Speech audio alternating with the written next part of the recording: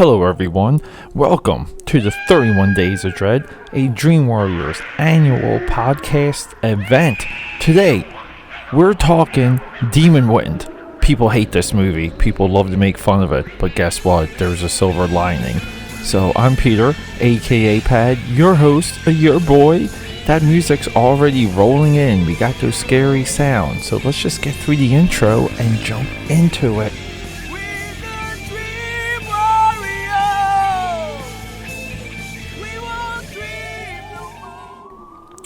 Hello everyone, thank you again. This is Peter, and thank you for joining me. If you're listening to me through the audiotronics, through the interwebs and the sound waves and all this technology, I mean, it's even an amazing thing that I'm being brought from the Dream Warrior studio into your earlobes. It's an amazing thing, and there's just so much happening. I can't tell you how much I love the 31 Days of Dread, because this is year 2 of it, but it seems like every single year I find these movies, and some of them are kind of like on the list, some of them aren't. You know, I have to leave some availability so I can kind of get into something and sit down and be excited and talk to you, as we're doing right now, because we're talking Demon Wind, 1990. The tagline for this movie is "It'll blow you away," and I was blown away by this movie. Now, if you Google this movie, you're not going to find much. IMDb doesn't have a lot. Wikipedia doesn't have a lot, and there's not much out there as of like retro reviews. I'm not sure if Red Letter Media jumped on this movie. I would assume they have, and if they haven't, they should. So maybe someone should tweet this to Red Letter Media. So I do have a little bit of a history with this movie. This was another one of my VHS non-rentals when I was younger. I remember this movie having a lenticular cover, and possibly like even a lenticular, like maybe 11 by 17 poster that the movie store had up. And so here's the crazy thing. The artwork for this movie is a demon. A well-rendered demon. That's actually somewhat in the style of what appears on camera, I will say. Bursting through a window, and the curtains are being blown, and glass is being blown, and it says Demon Wind, and it'll blow you away. And it's kind of like green. The demon's green. The background's a little purplish. Let me just double check. It is okay. So like even like the dominant colors for the poster is green and purple. It's a good combo. The combo of the Joker, the Batman villain. And why am I getting into this? Because it wasn't until I was gearing up to talk about this movie with you that I realized that the movie title was Demon Wind and not Demon Wind. See, I always thought this was a VHS like horror movie. I thought, and the window I always thought was a VHS tape that the demon was bursting out of. Now, this is just my memory versus reality, but for whatever reason, I had a false memory on even like the premise of this movie.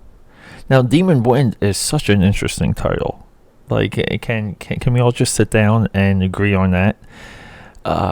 Why is it interesting? Because it just conjures these ideas. Like, what exactly does Demon Wind mean?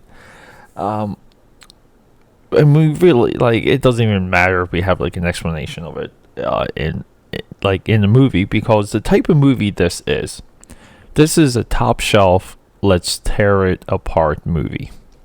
Now, I spoke about this a little bit last year with the Bunnyman murders. There's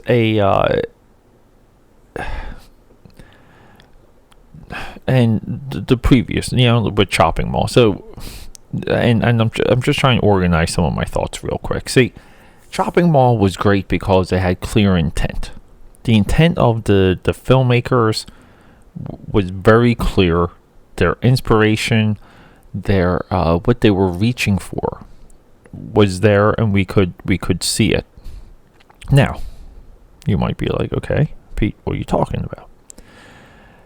The reverse of that, okay, is a production that doesn't have the right actors, doesn't have the right script, potentially the right director who is letting things kind of spin out of control, and doesn't have the right producer who's reeling it all in. Because a lot of times the more multifaceted of a producer you have, they can come in and help with a troubled production. This is also why a lot of directors, become producers, become executive producers. Okay, there's an expansion of the director role into the producing role, which enables and helps the production. If you want to look at someone highly successful at that we can relate to, you can always look at the movies produced by Steven Spielberg. But so what am I getting at here? So this movie doesn't really carry intent very well, because it doesn't know what it is. It doesn't know really what it's trying to be. It doesn't know maybe its own point. But Demon Wind is very ambitious. This movie, even right now, could be remade today in a glorious fashion. Potentially, this movie could be a 6 to 10 part miniseries for Netflix. I mean, it's packed with history and story. Now, any movie that opens in the past, I'm kind of already signed up to enjoy, because I love lineage, I love legacy type storylines.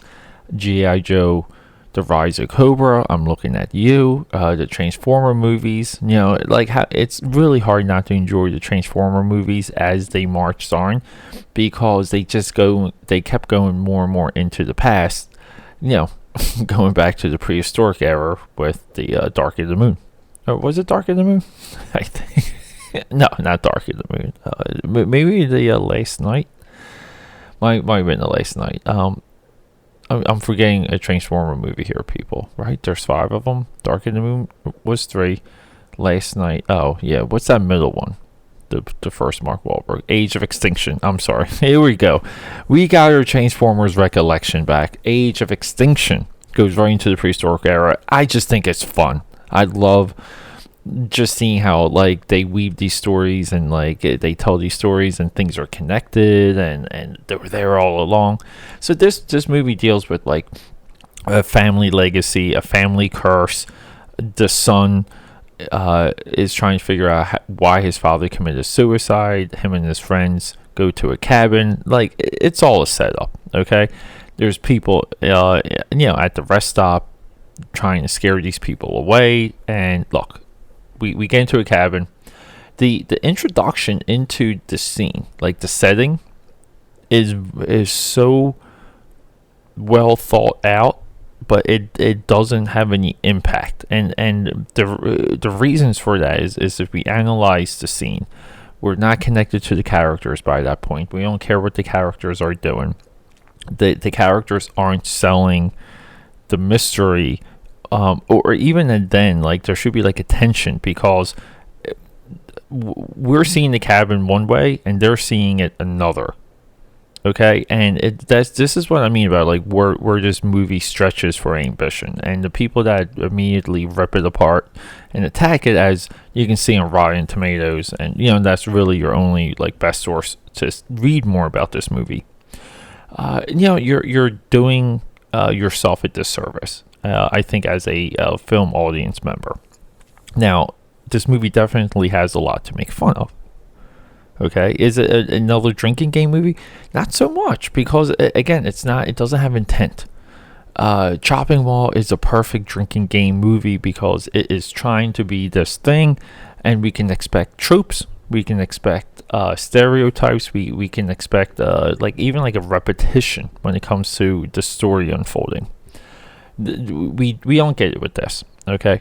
But we do get this interesting scene with the cabin.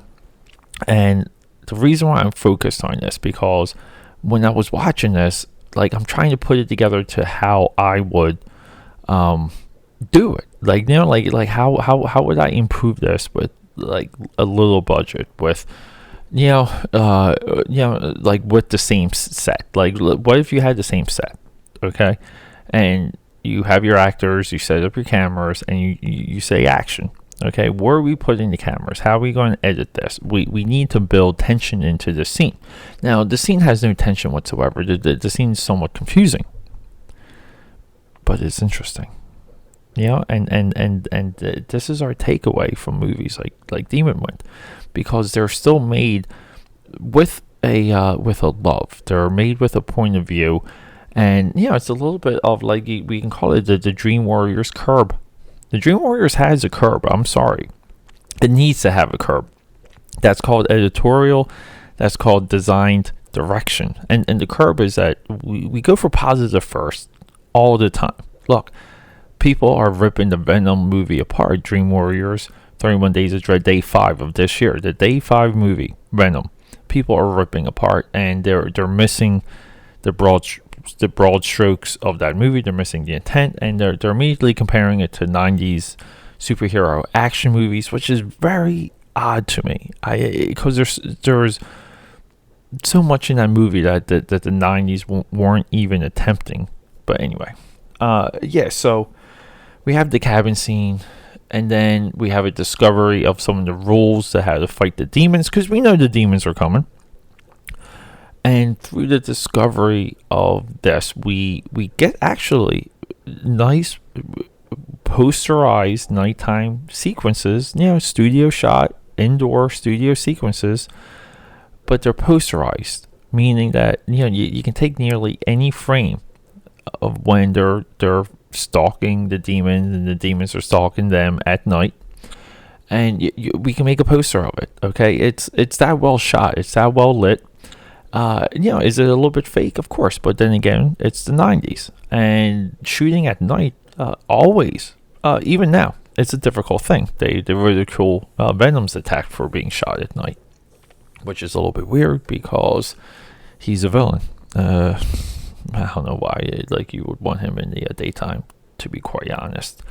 Yeah, and these are 90s level demons, okay?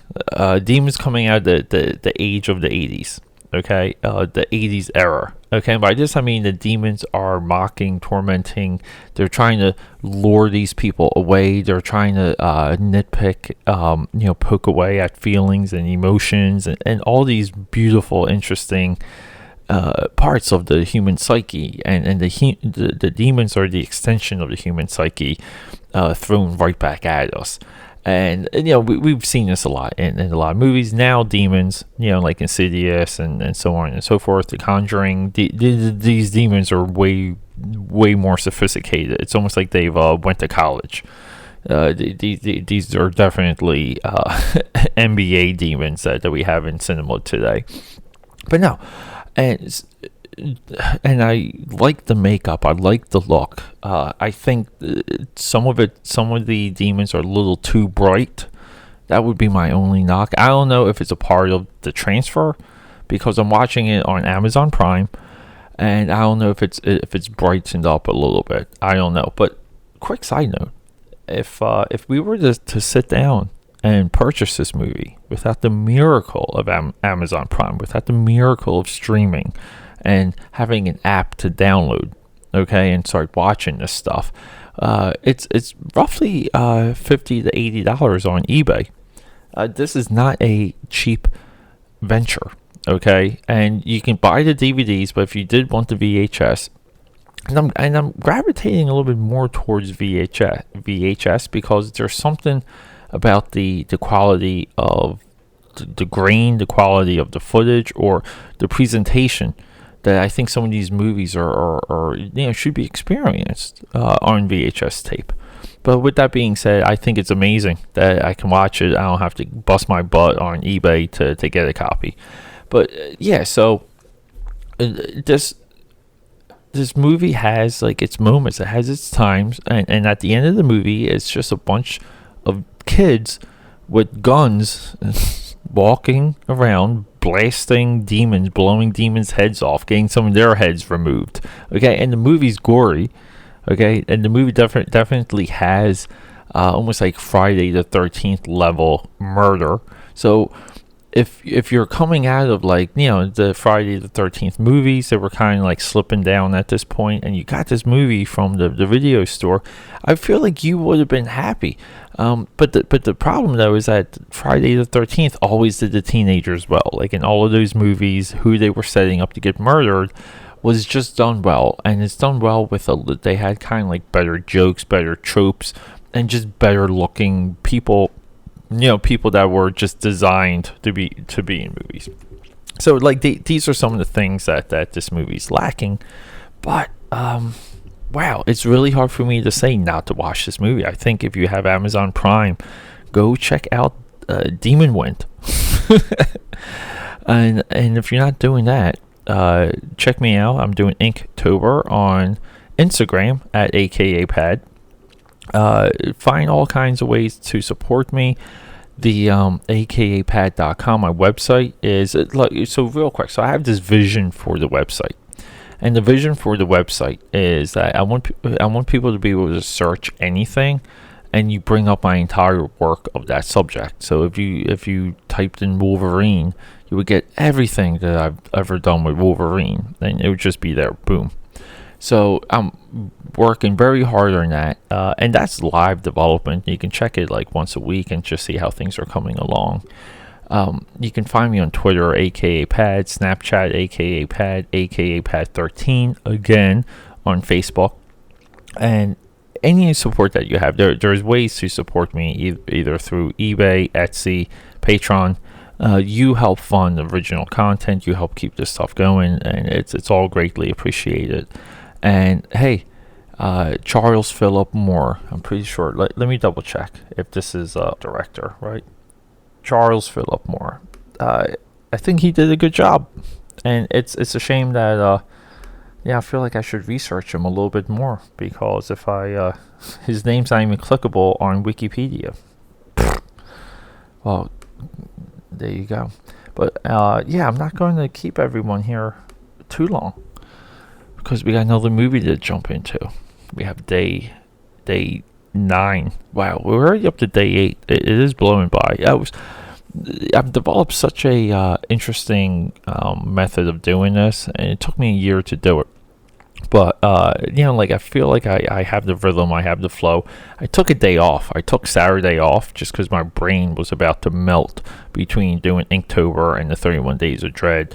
And you can see a lot more of it on Instagram, because it's about 6 posts a day, and 4 of those posts are videos. So it is grinding. But look, I love you all. Thanks for joining me. Really appreciate hanging out with you. It means a lot to me. And yeah, don't you just love horror movies? I love them. Have a great day and rock and roll.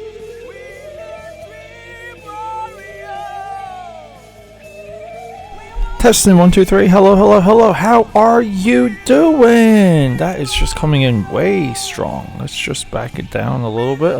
Here we go. All right, let's put those headphones on. Let's do a podcast about Demon Wind from 1990. Everyone, thank you for joining me. This is Peter A. DeLuca, aka Pad, your host of the 31 Days of Dread, a Dream Warriors podcast annual event. You hear that scary music? The music's crawling in, and I'm here. I'm holding your hand. How many times do I have to do the intro?